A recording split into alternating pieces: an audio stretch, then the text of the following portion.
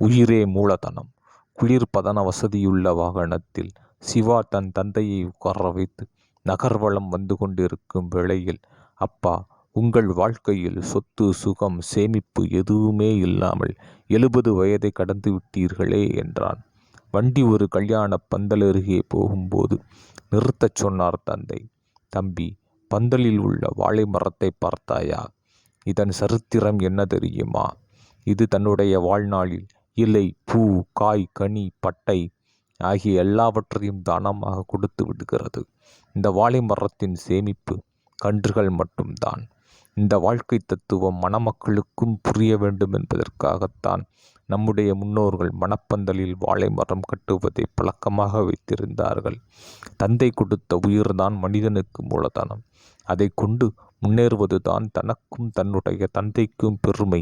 இயற்கையின் விதியின்படி வாழும் மரங்களுக்கு துன்பமோ துயரமோ கிடையாது. புரிந்துகொள் என்றார் தந்தை. நீ உன் கடமையை ஒழுங்காகச் செய், சுற்றி இருப்பவைகளை இயற்கை பார்த்து கொள்ளும் என்ற நீதியை உணர்த்தும் ஒரு கதை. ஒரு மான் ஓடிக்கொண்டிருக்கிறது. அங்கே ஒரு வேடன் குறிவைத்து கொண்டிருக்கிறான். வேடனிடமிருந்து தப்பித்து விடலாம் என காட்டை பார்க்கிறது. காடு தீபிடித்து எரிகிறது. அடுத்த பக்கம் திரும்பி பார்க்கிறது. அப்போது காட்டிலிருந்து தப்பித்து வந்த புலி மானை பார்க்கிறது. இந்த பக்கம் திரும்பியாவது போகலாம் என இடது பக்கம் பார்க்கும்போது வானத்திலிருந்து பேரிடி கேட்கிறது. கால்களெல்லாம் நடுங்க யோசிக்கிறது. அதனால் அடுத்த அடி எடுத்து வைக்க முடியவில்லை. காரணம், அது பிரசவ வழியில் இருக்கிறது. குட்டியை ஈனுவதில் தன் கவனத்தை செலுத்துகிறது. அந்த சுழலை வேடன் பார்க்கிறான். அங்கே ஒரு புலி நின்று கொண்டிருக்கிறது.